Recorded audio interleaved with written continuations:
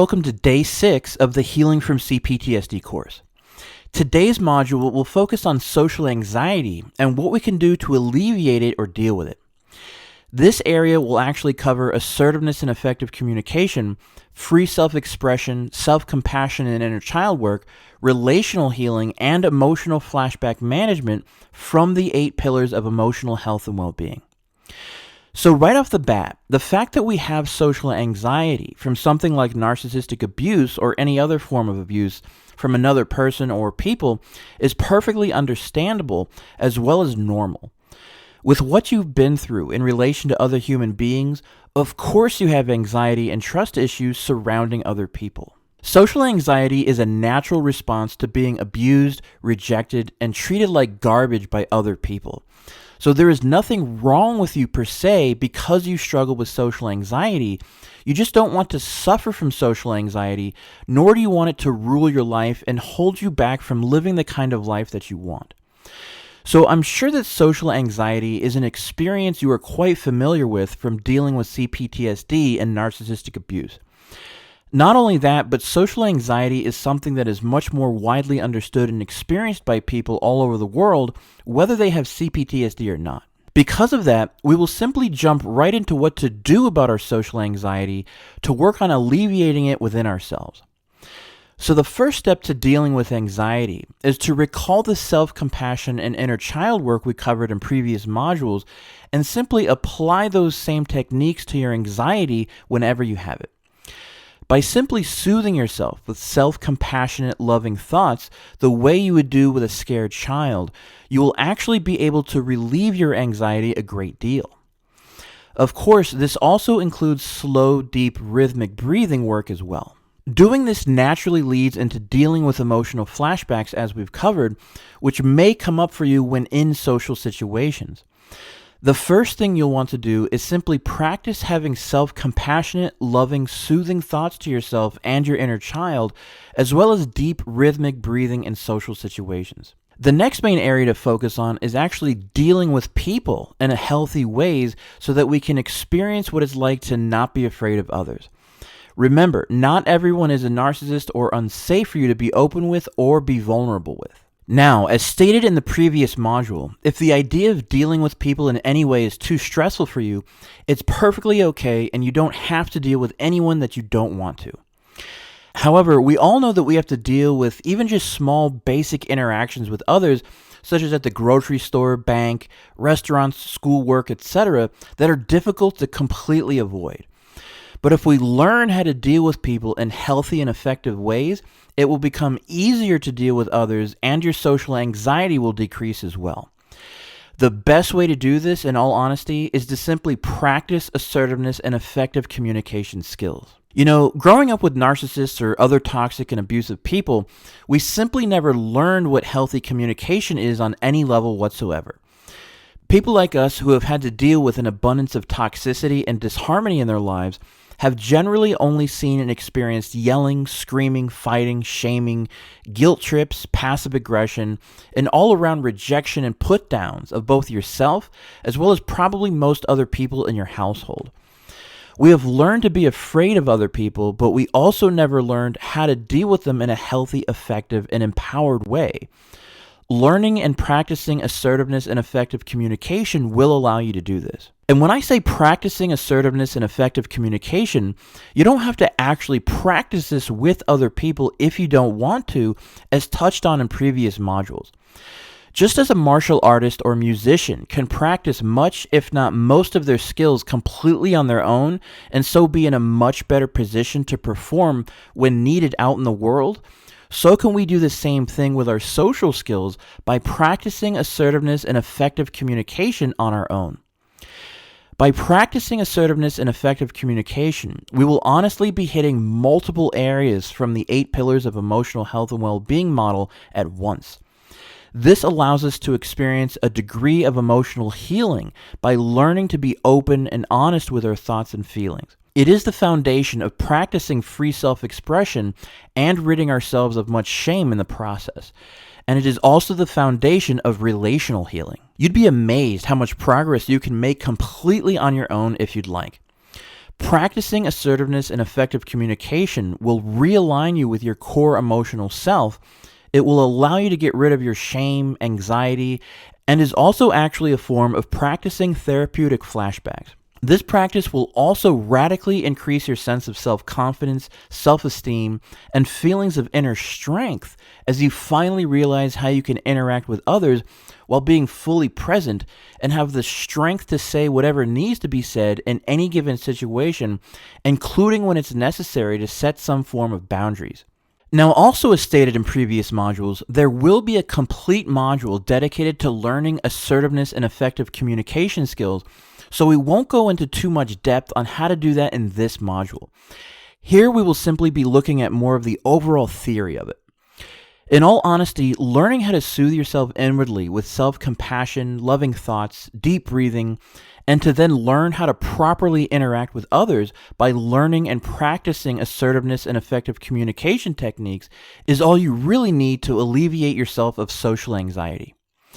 Some people might feel that they need some form of medication to help with this as well, and if you feel you need that, definitely speak to a qualified mental health professional who can help you with that. But at the same time, learning these skills here will be the primary way to overcome social anxiety, whether you are taking some form of medication or not.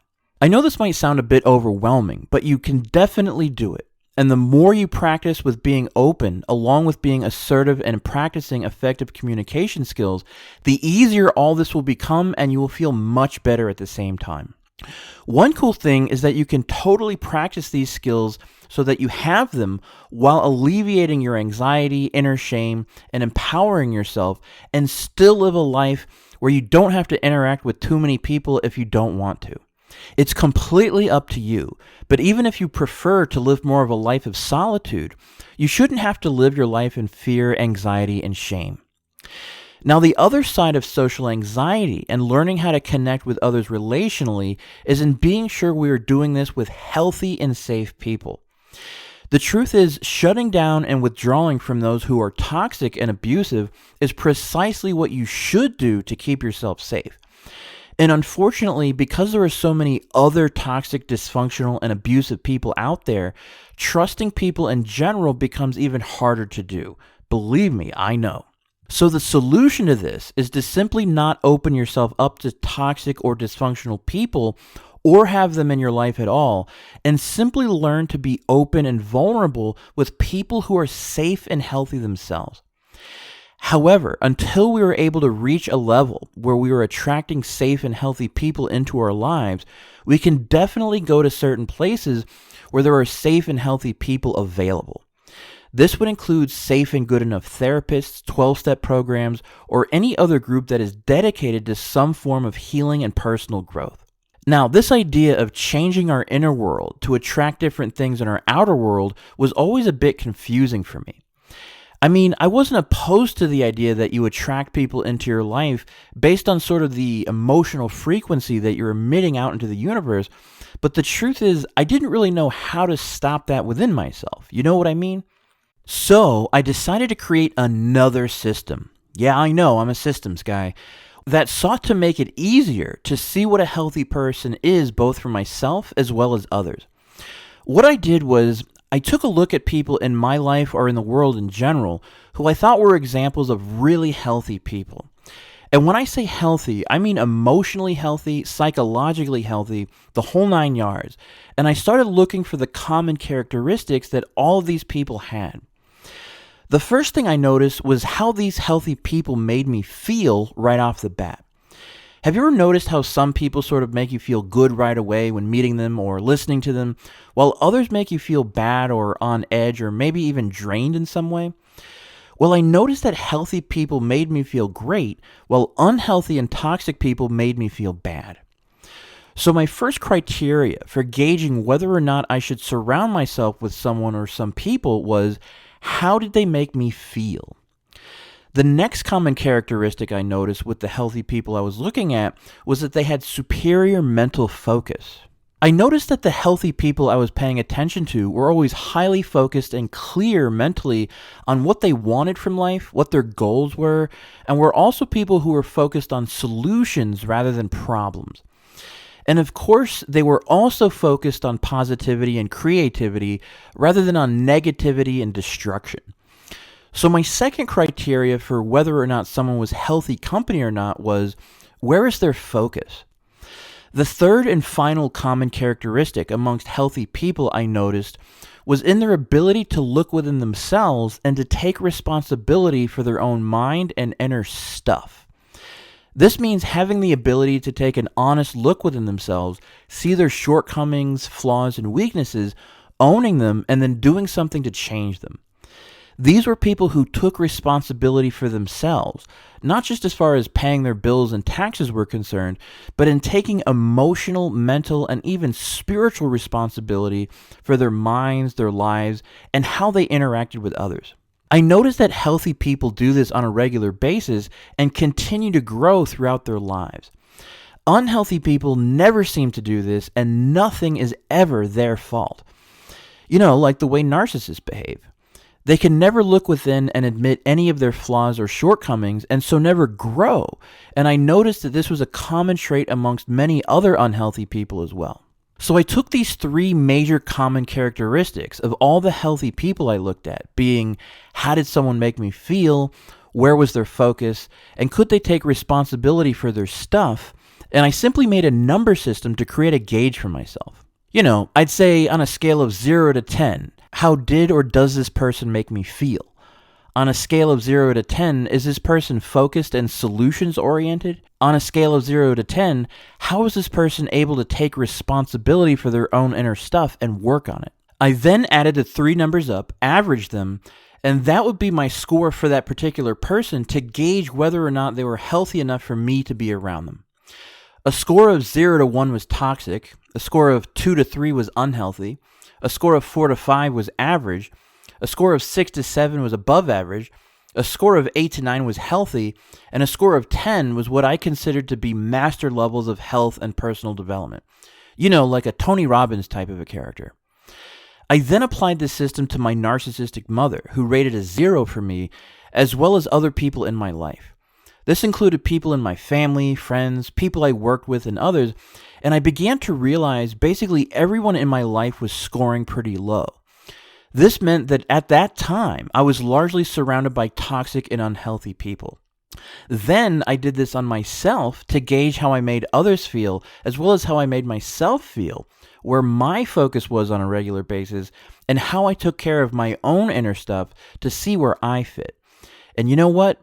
It was interesting to see the correlation between my personal score and the other people that were in my life. They were pretty similar. However, this did not mean I was a bad person or anything, but rather that I had simply come from a toxic and unhealthy family and learned toxic and unhealthy coping mechanisms, habits, behaviors, relating to others, etc., and then attracted similar people into my life over the years. I realized then that the ultimate secret was to work on my own personal score for feeling, focus, and responsibility, and this would allow me to regularly attract others who were at the healthy levels I was seeking. Make sense? So I invite you to take this little system I put together here and try it out with people in your life as well as with yourself. Then see where you can work on areas within yourself to raise your score so that you become healthier for yourself and others, and in turn attract other healthy people into your life. And with that, we will conclude today's module with another simple exercise for the day. So the exercise for today will simply be to practice this social health gauge for ourselves and some of our family members, friends, etc. In your notebook, simply think of a person and write their name down. And then write down, how does this person make me feel on a regular basis? Then simply give them a score of 0 to 10, 0 being the worst and 10 being the best, simply based on your own feelings and intuition. Then underneath that, write out, how is this person's focus? Think of whether they focus on solutions rather than problems, or positivity over negativity, and whether they are focused in general or more scattered and indecisive. Then simply give them a score of 0 to 10 based on what your feelings are. Finally, underneath that score, write out, can this person take responsibility for their stuff? Are they able to take responsibility for their minds and lives and work on themselves or admit when they are at fault? Again, give them a score of 0 to 10 based on your feelings. Now simply add up all three scores and average them, and you'll have your social health score for that particular person. And again, a score of 0 to 1 is toxic, 2 to 3 is unhealthy, 4 to 5 is average, 6 to 7 is above average, 8 to 9 is healthy, and 10 is masterfully healthy. Just as you ideally want to feed yourself the healthiest foods available for your overall health and well-being, so you'll want to surround yourself with the highest quality people who will be a source of healthy support in your life and who will add to your life and lift you up rather than subtract from your life and bring you down.